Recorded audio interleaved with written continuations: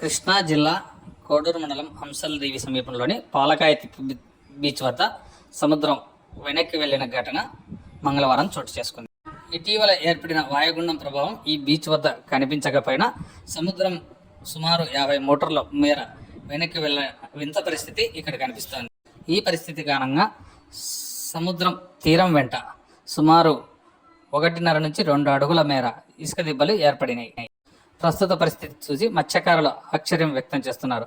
అయితే సముద్రం వెనక్కి వెళ్ళడానికి గల కారణాలేంటి అన్న ఆందోళన కూడా స్థానికులలో వ్యక్తమవుతుంది.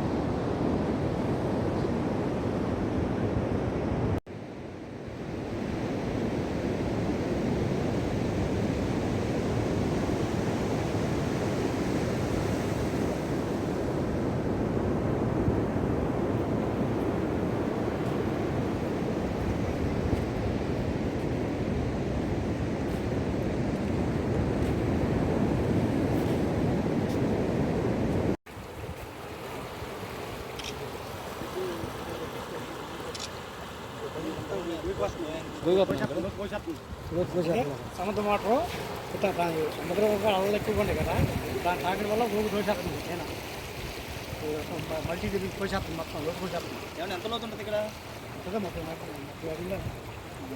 బాగా వెళ్తుంది, మంచి ఫాస్ట్ వెళ్తుంది. అలా ఫాస్ట్ నిన్నమే ఫాస్ట్ కూడా దీని మీద ఇప్పుడు అక్కడ కోసేసింది బాగా ఫుల్గా